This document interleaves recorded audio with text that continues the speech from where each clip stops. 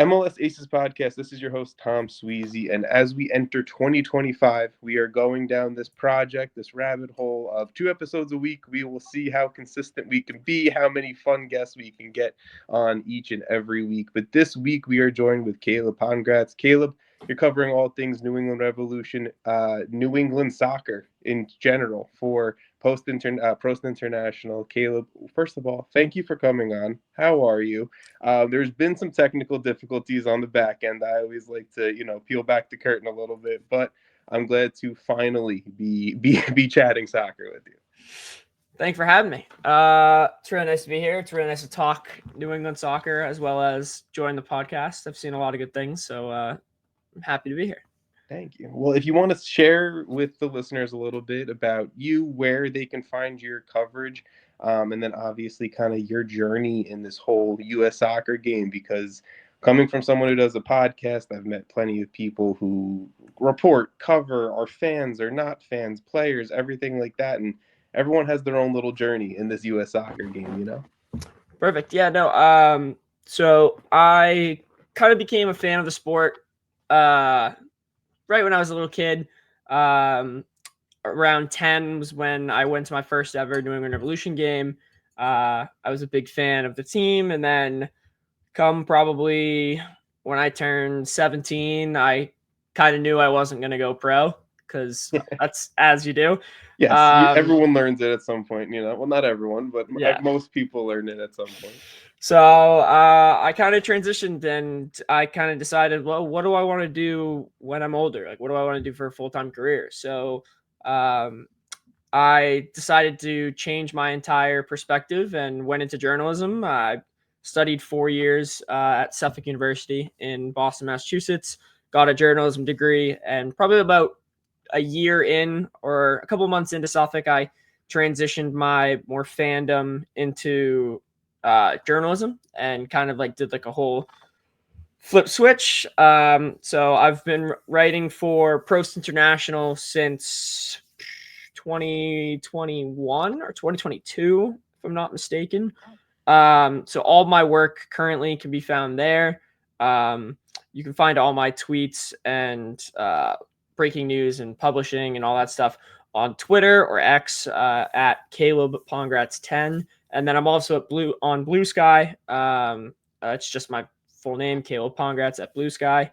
So just kind of doing it all. I covered the New England Revolution, Rhode Island FC, the U.S. men's national team, basically all things New England. There's a lot of New England teams, so try and do my best to cover it. I travel a lot covering the league. And yeah, kind of professional soccer. Love it. Well, professional soccer in New England, and again, peek behind the curtain, folks. I already asked this question to Caleb. We're having our second run at this beginning of the conversation, and Caleb, this is the last question that is going to get repeated to you. That's fine. What is the state of soccer in the New England area for you right now in terms of the landscape of the Revs, NWSL soccer down to the USL level and everything in between?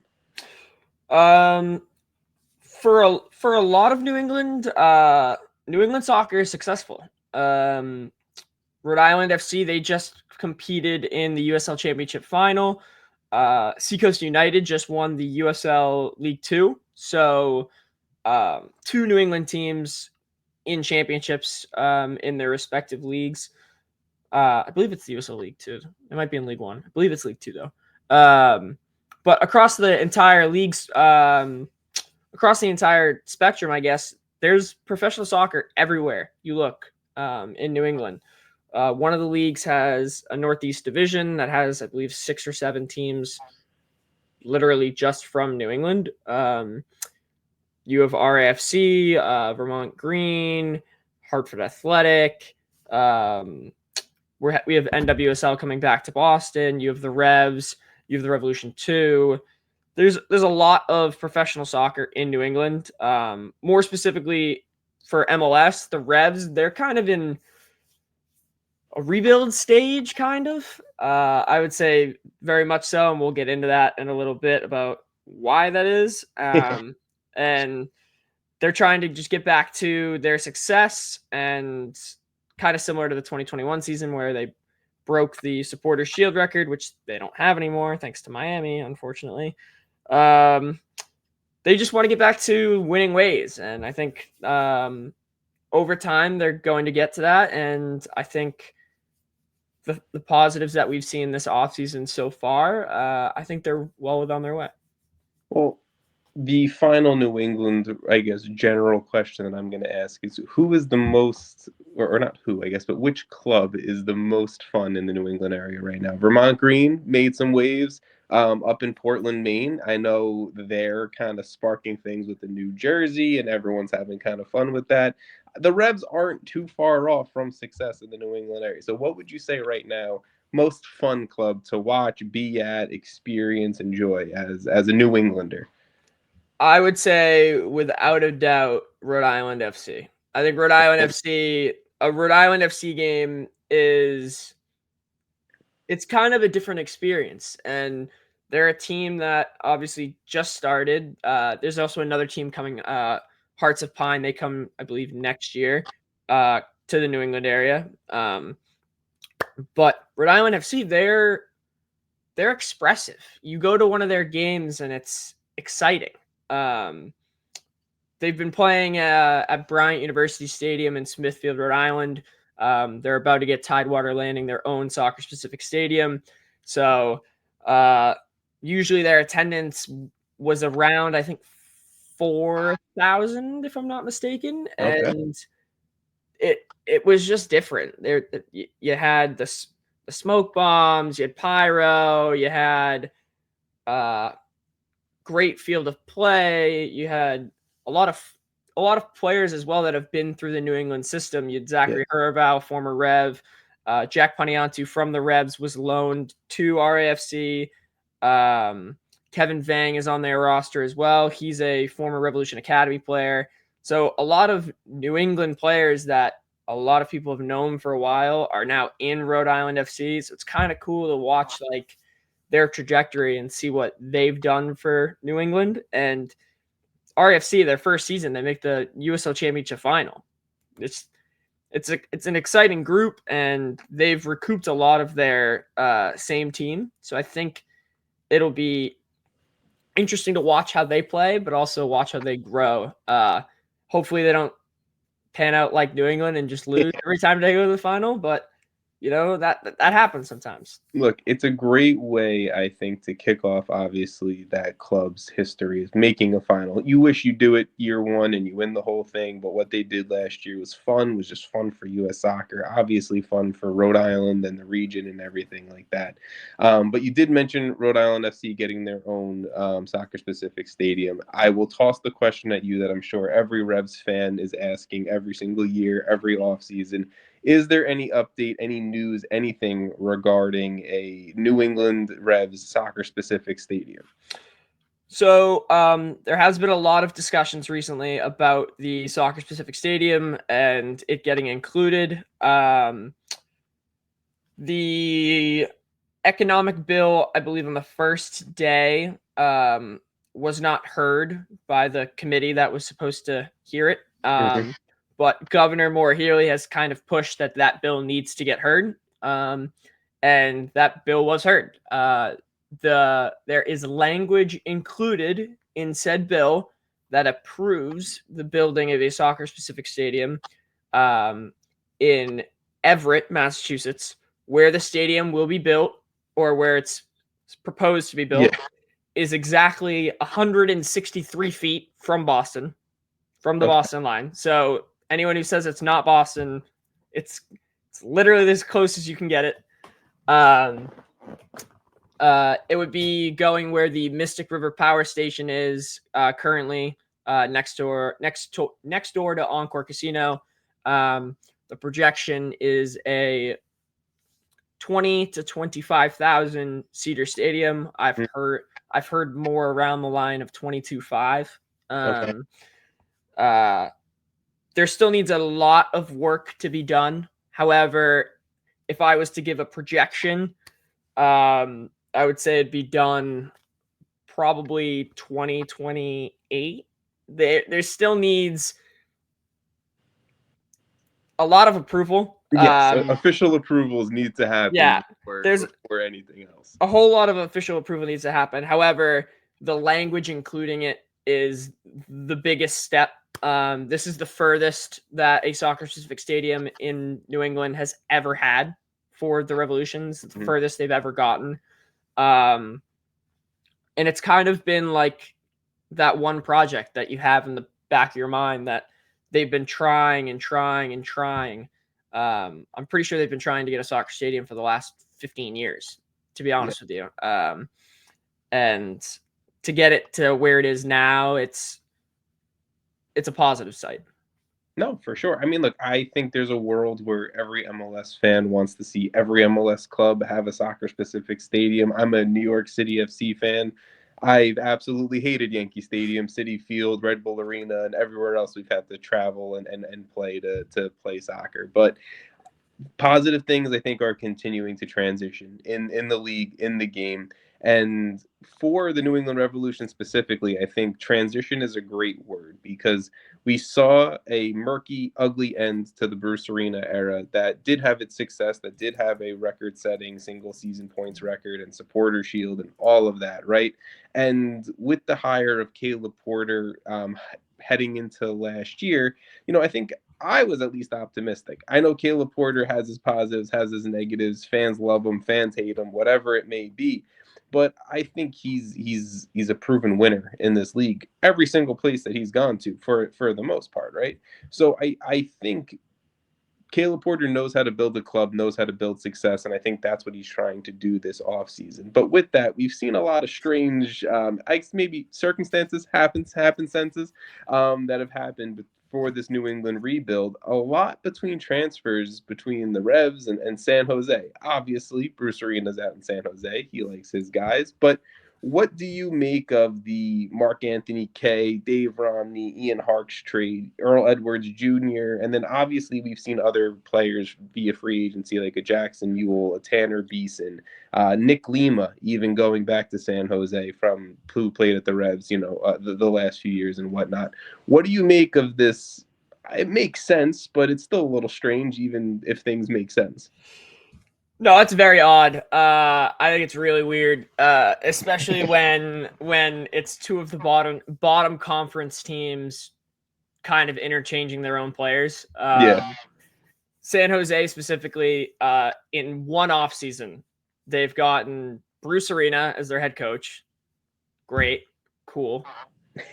They then announced their staff, which has Shalry Joseph, an assistant coach, longtime assistant coach and Revs legend, along with former player Steve Ralston, who's a Revs legend, and Aiden Brown, who is a former Revs goalkeeper, on their coaching staff. So 4 out of their 5 are all former Revs, if you count Bruce into it. Yes. Then they sign Nick Lima in the offseason.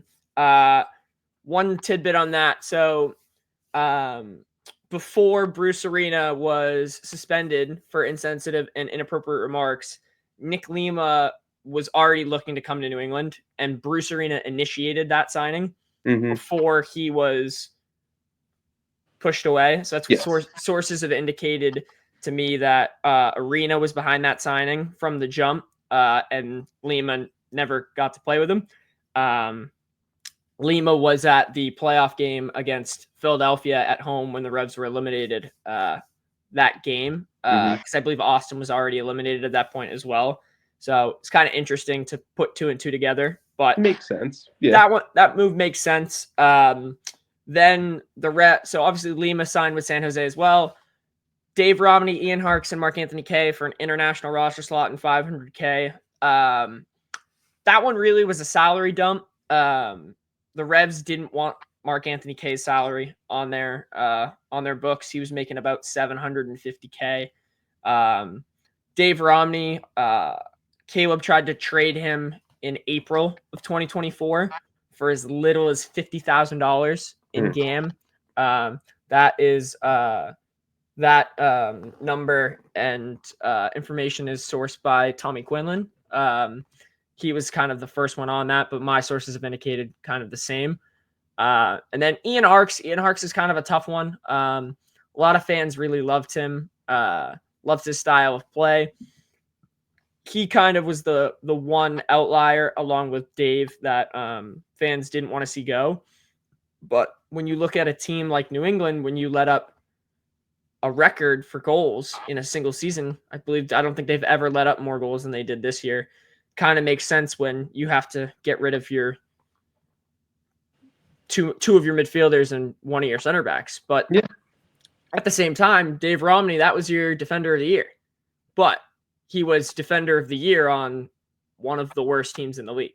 Yes. And look, I'm a Dave Romney guy. I think Romney he's not like, premier top of the line center back, but if Dave Romney's running around as your number 2 center back on a roster, I don't think you have a bad roster overall. But I think, to me, from what I've seen from when I've watched Major League Soccer for years now to what the 2024 version of the New England Revolution was just year one in Caleb Porter.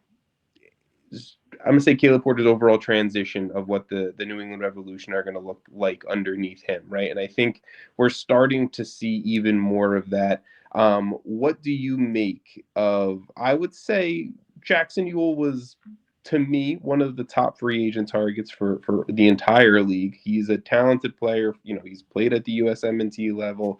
I know some USMNT fans may not rate him too much, but I think Jackson Yueill, even at his age now, which he's still in his prime type of player, is a top of the line central midfielder in Major League Soccer. What did you make, and I guess what was the fan player response to Jackson Yueill kind of coming into the Revolution? So I would say I kind of have two perspectives on this. So obviously I asked a lot of fans for their opinions on what they thought initially on Jackson Yueill, and it was kind of mixed reviews. A lot of people were extremely happy getting Jackson Yueill. I personally think that it's a great acquisition. I think he's a great player. Obviously he is former captain of San Jose. He's done so much for that club. He's a great, solid midfielder, can play as an 8, can play as a 6, can also play as a 10. He's kind of a player that he can make an impact. He can make an impact. So I think him joining New England is kind of a huge addition. The Revs also got Tanner Beeson at center back for this offseason, and I think he's a pretty good addition. He'll likely be a more depth piece type player, I would say. Yueill will probably come in as a depth piece player as well to start, pending however their preseason goes. But I think both players are good acquisitions. They're going to be on low money compared to what they were on, and I think both players kind of are here to make an impact. I mean, going back on the Revs and San Jose's back and forth ping pong, there was still more deals that were done. Like essentially with all those trades that were completed, Lima joining, New England also sent Earl Edwards Jr. and the 5th overall pick in the MLS Super Draft for $350,000. So in one window, New England acquired 2 former San Jose players, $850,000 in general allocation money and an international roster slot. When it comes to rebuilding a roster as well as opening salary cap and building for your future, they're doing it. It's the era of Major League Soccer that we're in is so interesting to me because I feel like there's more. I think it's very true that there's more information than ever, right? Players, fans, people who do a random podcast like myself, who's been doing it for a while, right? Like, we're getting more insight and looks into how much allocation money teams have, right? Where money is actually going, how much money players are making. I mean, you can look at Gaston Jimenez with the Chicago Fire, and I mean, the last few years, that has been absolutely torn apart because fans are actually seeing how much he was making compared to the impact on the field, right? So I think there's a lot more visibility into these things now. And in terms of a guy or any of these trades we can talk about, you and I've seen plenty of other New England Revolution fans react the same way with what you were saying. They didn't want him on the roster. They didn't feel like his salary was at par with the performance on the field. Now, I'm not diving into my personal opinions of that, but I can understand that, and I can understand fan outreach and outcry, and I can understand everything like that, right? Mhm. So I think this is where salary dumps of trades almost make even more sense, and I think the Earl Edwards, the K, the Romney, the Harks, all of that just makes even more sense. And this summer, when we get that updated, tracker of salaries and everything like that, it'll be interesting to see where things land with a Jackson Yueill, a Tanner Beeson, because I think on the right deal, those two guys are either solid. I think Tanner Beeson more a depth piece at center back, but a Jackson Yueill can be a solid starter, rotational guy, bench piece. Tanner Beeson can be a strong third center back on your roster, and it's made these moves even a little bit more exciting for me because I think the Revs can do a lot heading into 2025. And with that, right, is the collection of allocation money. And I think one of the best ways to do that, and I'm not the first person to say it, a guy like Tom Bogert has said it before, the best way to do that is sell your homegrown talent, make for however many million you're going to sell them over to Europe or South America for, and then transfer that into usable general allocation money, right? And the Revs did that, or I guess are hoping to do that. I don't know about the transfer yet of allocation money, but are hoping to do that with the sale of winger Esmir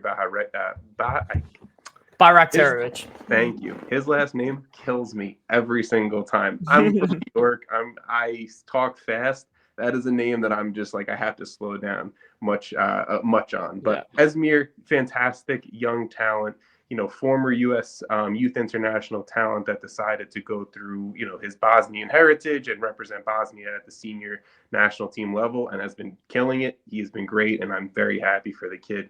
But the Revs sold him to Eredivisie Giants, PSV, for $6 million, or a deal up to $6 million, I think is what was reported, plus a sell-on percentage with, I think, every MLS club is making sure is tagged to every trade, every transfer nowadays. But I guess if we want to start on the field first, what is going to be the hole left by Esmir's transfer? So, funny you say that.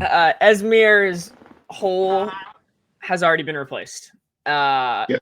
I think it's kind of very evident. I know we're going to get into it a little bit more when we dig deeper, but you can dive in on any reports you want.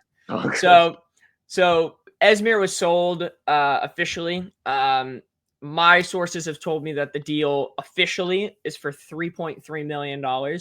However, that will rise to $6 million if incentives, games played, and whatnot. Lots of metrics if they get hit. But the Revs have already received $3 million minimum, from what I've been told. The future sell-on fee is between 10 to 20%. Mm-hmm. That's what, again, sources have told me. I think overall, this is a solid deal for both parties. The Revs move on from Esmir, who was on obviously he was a homegrown player. So came through the academy pathway. He was on $120,000 a year for what it's worth. And you just sold him for up to 6, at least 3. But it's a solid move for both parties. Esmir's proven that he wants to be expressive on the ball. He loves dribbling. He loves trying to take players on one-on-one, and going to the Eredivisie, playing for PSV Eindhoven. That's a league where you kind of are allowed to do that.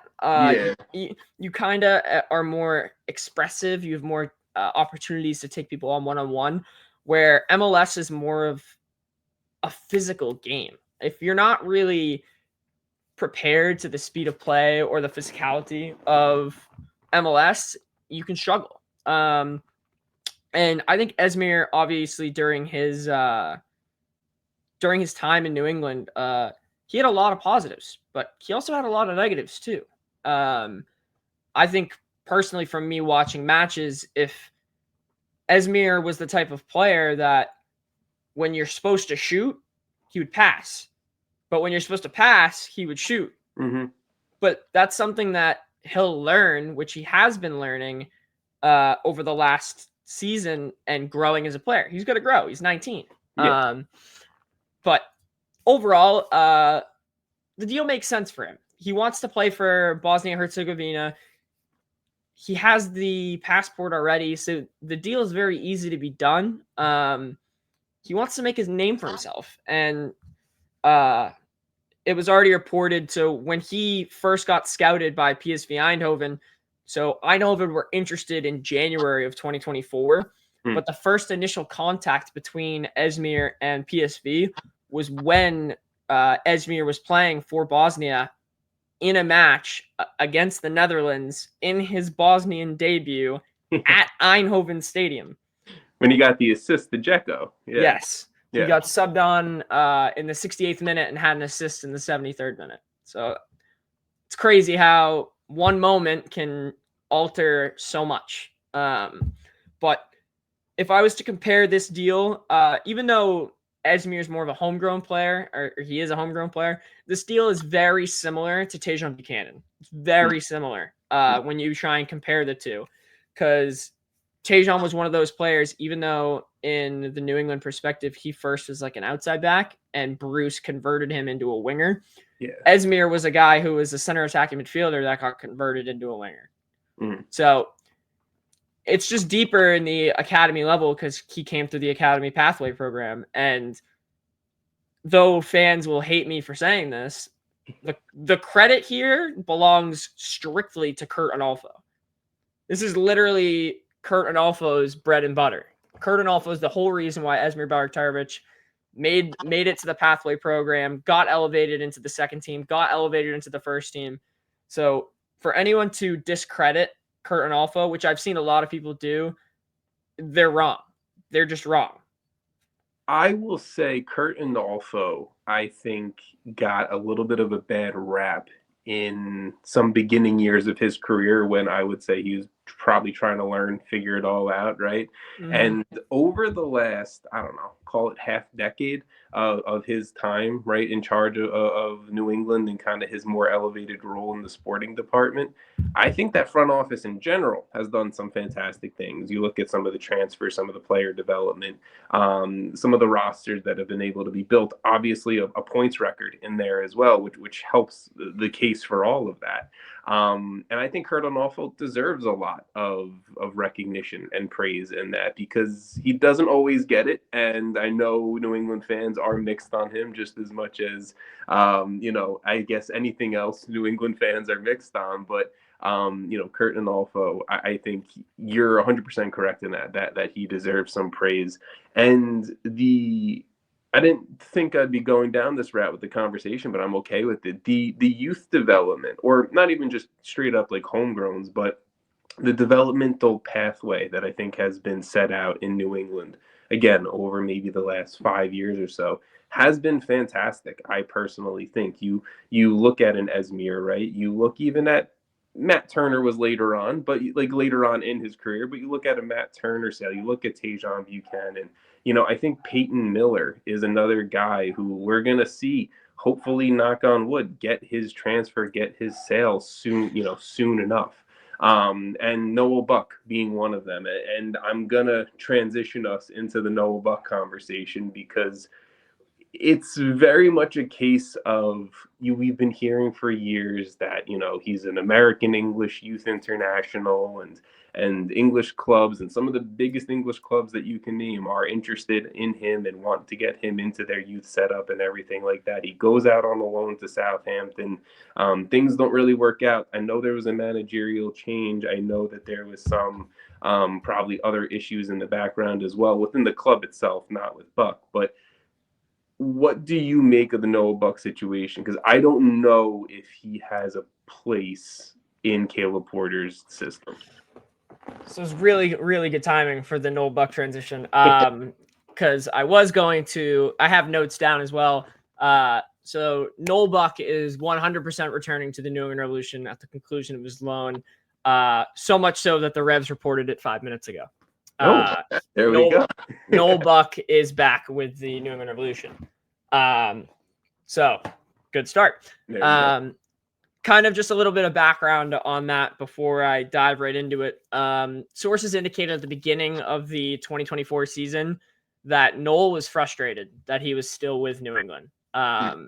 He was trying to push for a move during the 2023-2024 offseason, and it never came to fruition. And sources that I have inside the club said that his performance in practices kind of, I wouldn't say went down, but you could tell that it was in the back of his mind. Something was there. And obviously it affects his performances going into the 2024 season. He also had an injury in the 2024 season, which kind of derailed his season. In August, that's when he got his loan deal to Southampton with a purchase option attached to it. And as you mentioned, there was a managerial change. So from August to about mid-December, things were going swimmingly.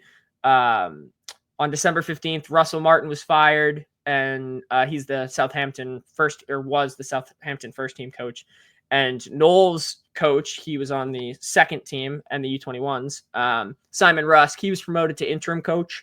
That change only happened for about 7 days because they found Ivan Juric, who then became the first team coach. Rusk then returned to his second team role. So all went well. It was kind of just a week of, what's going on?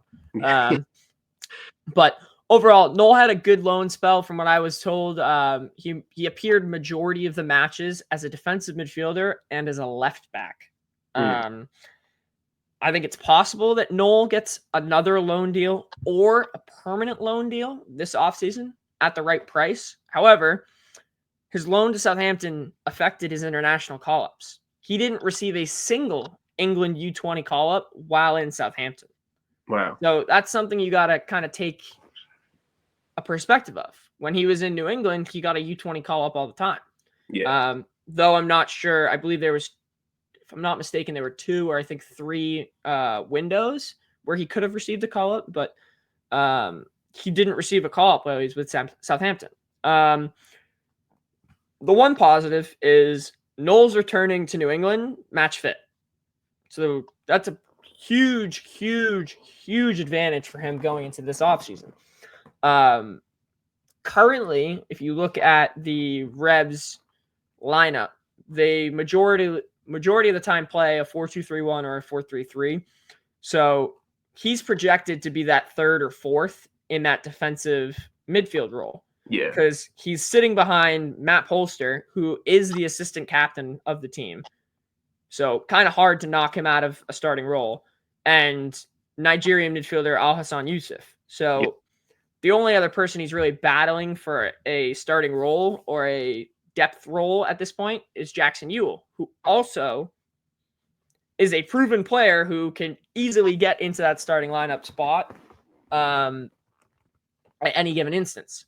The other midfielder spot is Carlos Gil. Good luck.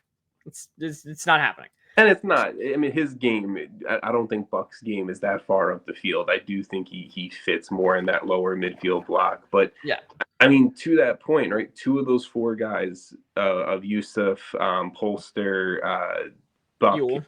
Thank you, and Yueill, 2 of them were brought in by Caleb Porter. Like, those were, I guess not him specifically, right, but, like, under his managerial time, right? So that plays a big factor in it of guys, coaches, front office members. They like their guys, and they may not have any negative feelings towards previous players that were brought in, but they want to bring in their guys, build their team. And that's where I sit here and say I have not concerns. I guess I question if Noel Buck is actually going to be playing for the Revolution in 2025. Yeah, it'll be interesting. I think there's still some spots where he can slide into. Obviously, we're going to go into a lot of the acquisitions and signings after this portion. But the Revs are still without Tomasz Chankalai at left mid. So you could see a perspective where Noel is used in a wider role. He could slide into that position and play more of an outside mid rather than a flying forward winger. There is an opportunity and a chance for him to come in and absolutely kill it during preseason and knock out Matt Polster and Alhassan Yusuf out of their starting roles. But I think the hardest one to knock out would be Yusuf. I think he has that position on lock. He's a Nigerian international. He came in for, I believe it was 3 or 4 million. I believe was his signing, if I'm not mistaken. Yeah, I think it was 4 million from Royal Antwerp, I think is what we got. Yeah. So I think he has that. It's his position to lose. I think without a doubt, that other spot is kind of between the players fighting for it. But it'll be interesting to see how his mental game is and what really he's trying to push to do. I'm excited for him. I think that Noel is an expressive player. I think he's a very positive player. I think seeing the Esmir move is going to motivate him for sure. Because I'm going to be honest, a lot of Rebs fans have already brought up the fact that, Esmir's a better talent than Noel. I don't think he thinks that. I don't think anyone thinks that for the most part. Noel was the U.S. international turned English international. He's the guy who wanted to go to Europe. He's the guy who's pushing for it. I think he very badly still wants it. He wants to crack into the England squad, and I think he'll be a player to monitor, whether it's a move during the offseason, which I think would be harder to do. I think a mid-season move or an end-of-season move. It also depends on his contract. I'm not off the top of my head, I don't know what his contract situation is like at the moment with New England, but there could come an opportunity where he leaves on a free if New England can't get a deal done. Again, he wants to go to England, and it'll be interesting to monitor, but I hope that he comes in motivated and ready to play. Exactly. And look, every situation is different. Every player needs a different type of setup, home, where they're going to best flourish. And I hope whether that is New England, whether that is a loan or a transfer to a club in England, I hope it's just the best for him because, from by all accounts, I've heard great kid, big time talent, and you just want to see the best for him. But Caleb, let's finish up with the last part of the New England conversation here. We've talked about the San Jose trades. We've talked about the youth. Let's talk about where things currently stand with this roster, who's on the roster. And I think the biggest thing probably to talk about in this entire conversation was that blockbuster Leo Campana trade with Inter Miami. An MLS record $2.5 million in GAM up front, potential for another $750,000 in GAM for certain incentives hit and all of that, an international roster spot, and then obviously Miami, they want that sell-on percentage and all of that fun stuff there.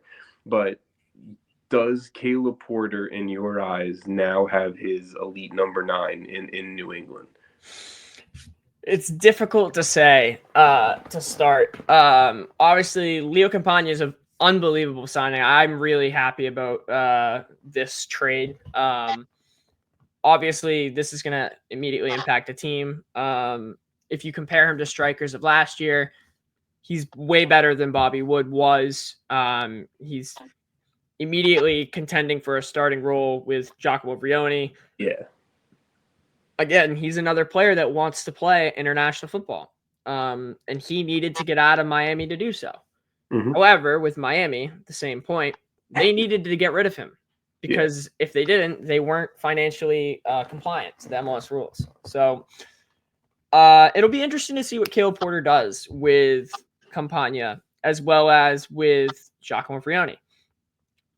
Seth Maycomber of the Blazing Musket has reported that Royal Charleroi SC is interested in Giacomo Brioni.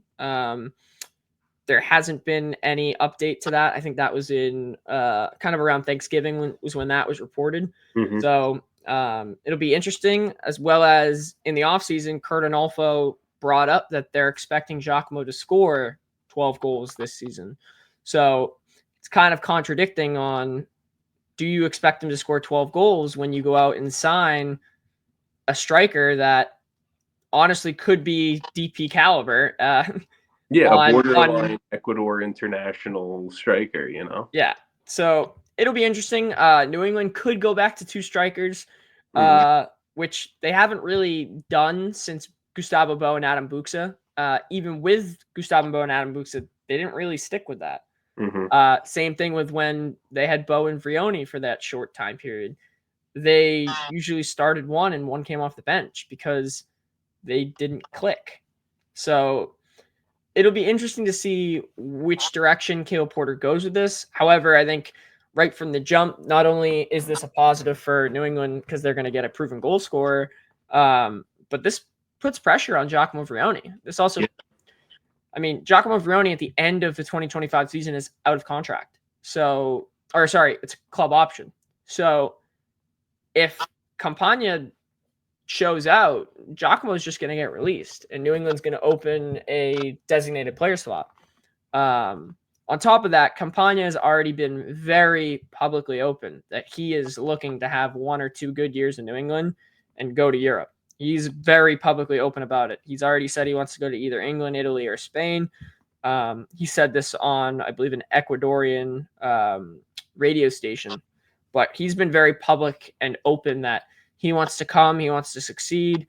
He had his fun with Messi, but he wants to go his own route and play his own career path. And obviously, this is a good move for him. He's going to come out. He's going to try and impact one of the teams that had very low goal scorers and scoring across the entire year, and try and impact this roster.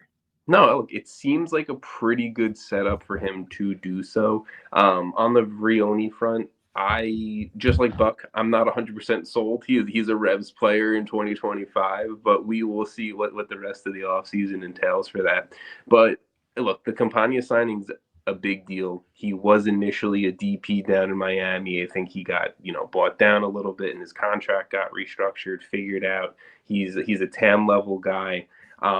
If Vrioni is somehow opened up this winter, now I'm not saying that's happening. I don't know anything. You probably know more than me.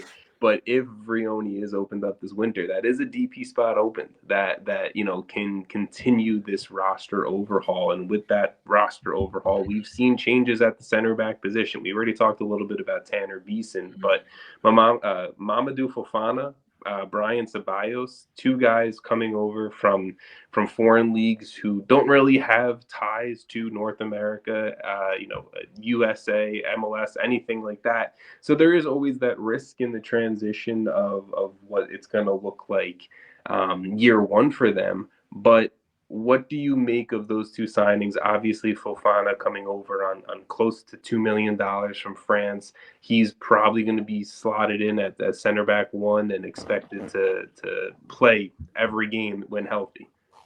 Yeah, so going to that defensive structure, obviously, and then kind of correlating it back as well with the potential open DP slot if Vrioni is moved. Huge if. Yes. So obviously they signed 2 defenders, 2 center backs, Mamadou Fofana and Brayan Ceballos. Fofana was a $1.7 million fee. Ceballos was a $1.8 million fee. Was okay. So Fofana is 26, coming from Amiens, and then Ceballos 23, coming from Fortaleza in Brazil. They're both expected to be the starters.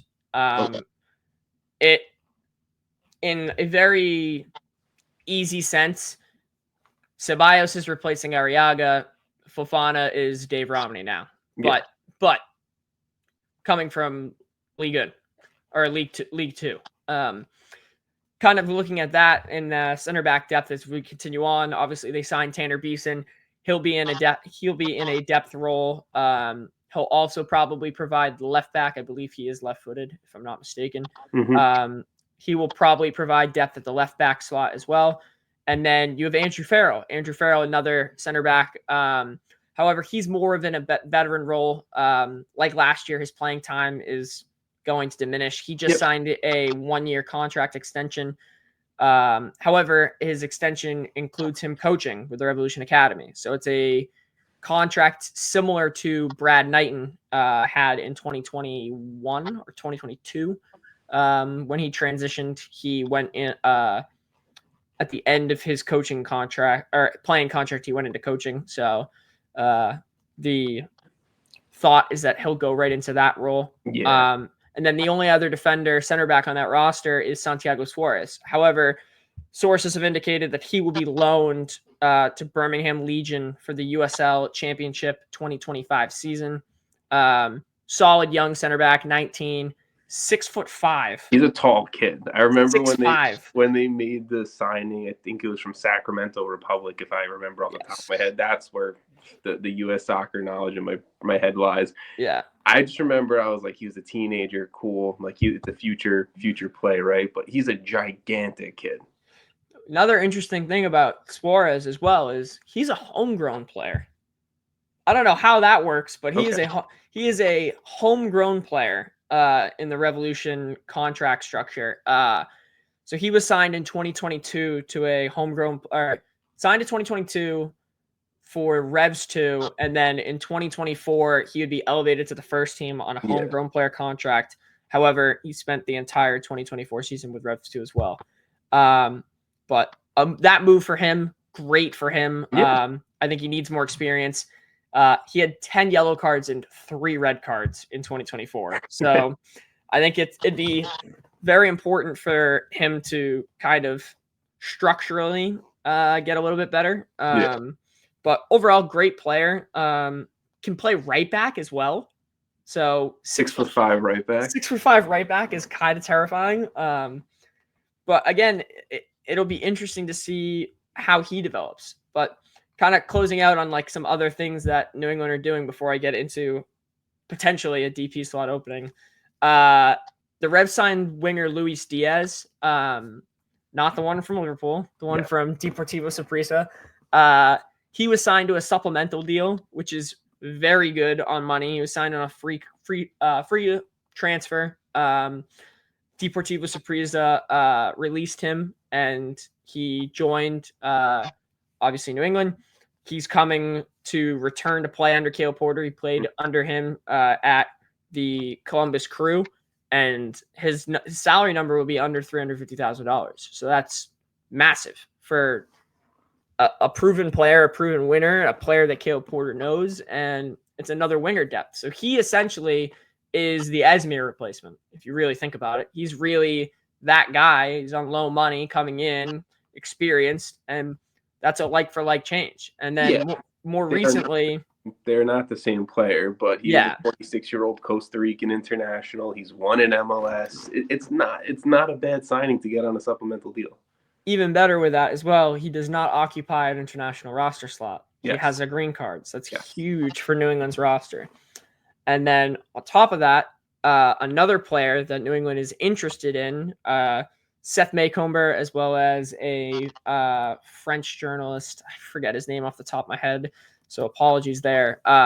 New England are acquiring Ignatius Ganogo from FC Nantes on a 6-month loan deal. It's a 6-month loan deal, and then after the 6-month loan deal, New England can extend the 6 months for another 6 months. So it's a 1-year loan, essentially. A permanent deal will be solidified if he plays 60% of the team's matches, and that fee is $4.5 million. It'd be a pretty big incoming player. Yes. He is coming off of I believe a torn ACL from 2022. He's a Cameroonian international. It's a good pickup. It's a good depth player.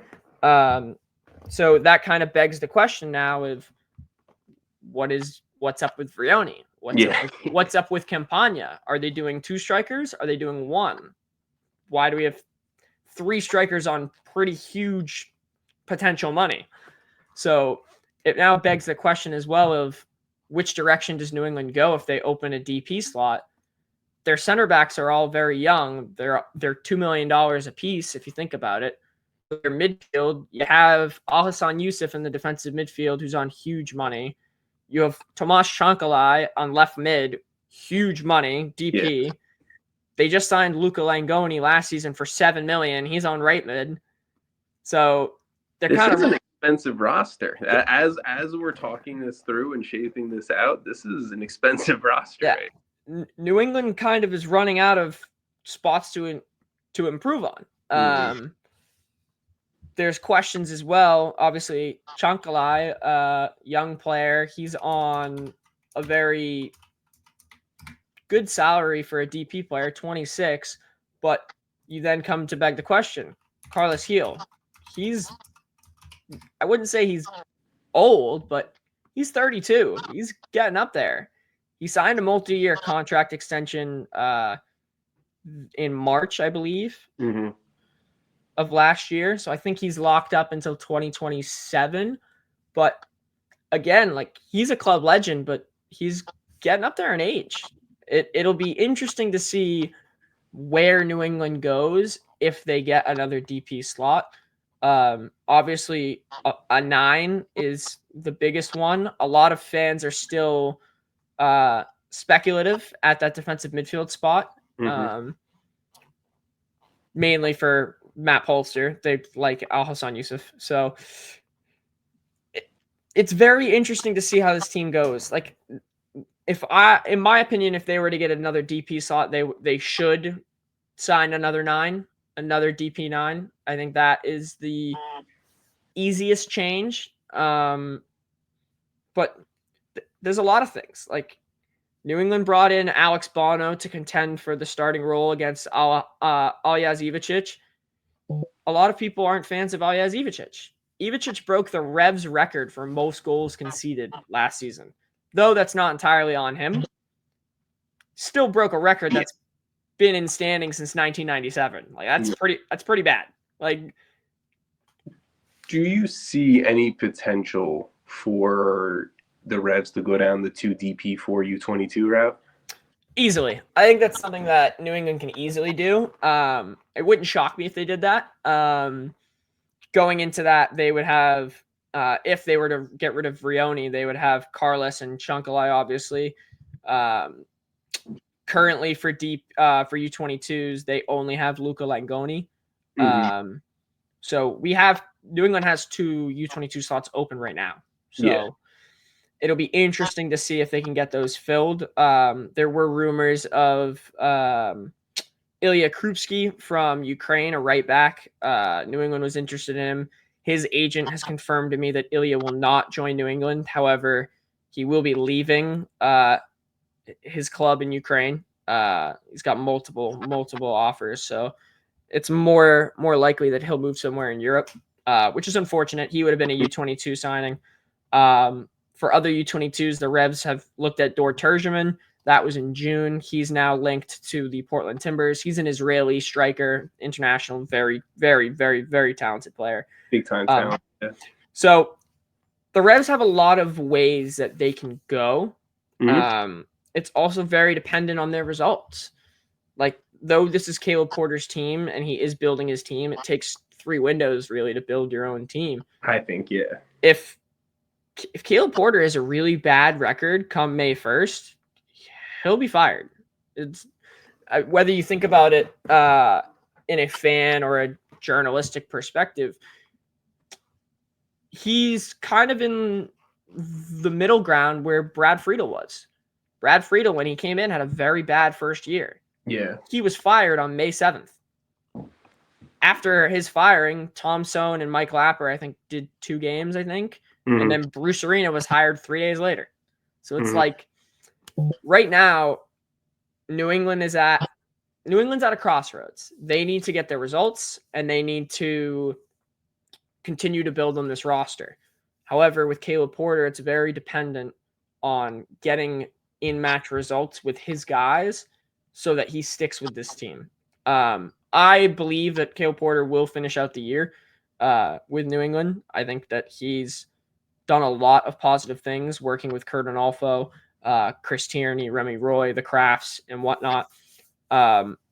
This team has shown that they're willing to spend and they're willing to fix the problems that had happened in the past. And they want to be a better team. They want to contend for cups. They want to contend for good results. And I think that they're well within their way, but they need to find out which direction they want to go in. They need to find out what's the plan with Giacomo Vrioni. What's the plan of, are we going 2 DPs? If Vrioni's gone, do we do 3 DPs? Are we going 4 U22s? Are we going to fill those other 2 open U22 slots? Like, this is a team that offloaded 14 guys. Yeah. Or 15 guys now in a single offseason. And they've made 6 or 7 moves outside of the team. And sources have indicated that 2 other players from the academy are going to get promoted to the first team at some point during the season. Demario McIntosh at right back and Eric Klein, a center defensive midfielder. One internal staff member told me that Eric Klein reminded him of a Jeff Laurentowicz. So not a bad comp there at all. It's a really good comp of I totally butchered his name as well. I guarantee it. But like the Revs, again, you've only replaced 7 currently or 8 currently of your 14 players that you got rid of. You still have a lot of money.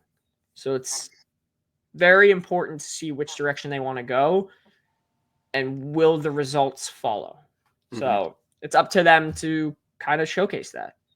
Well, I guess there's questions around if Caleb Porter will hang around the New England area for the entirety of 2025, but there's no questions about this Caleb hanging around the New England area in 2025. Caleb, to wrap things up, give the listeners and viewers of this one more time where they can find your work, a little bit more about you, and to be my last message to you here for the podcast. I want to thank you. It's been great to talk Revs. I feel like it's a team that, not on purpose, everyone, but I maybe sometimes skip over in the conversation, especially with how the last 2 years have gone. But this is a team clearly that we've talked about that is building something, trying to be a contender right away in 2025. So Caleb, I appreciate all your insight and information. Again, give the listeners one more time where they can find you. Of course, you guys can find all my work at Prost International. You can search up my name on the site. All my articles will come up. All those articles will cover almost every single team in the New England area. There's like 20 of them, so one of them will be listed there. For any of my breaking news, my breaking stories, feature stories and whatnot, all those are posted on Twitter/X and Blue Sky. For Twitter, it's Caleb, Caleb, Pongratz, Pongratz 10 on Twitter. And then it's first and last for Blue Sky. So again, Caleb Pongratz at Blue Sky, Caleb Pongratz 10 on Twitter. And yeah, that's where you can find all my work. I talk nonsense about the Revs, MLS, obviously going into more Boston sports and whatnot. And yeah, that's kind of it. Well, Caleb, I appreciate it, man. We will talk again soon. Thank you so much for today. Of course. Thank you. Thank you for having me.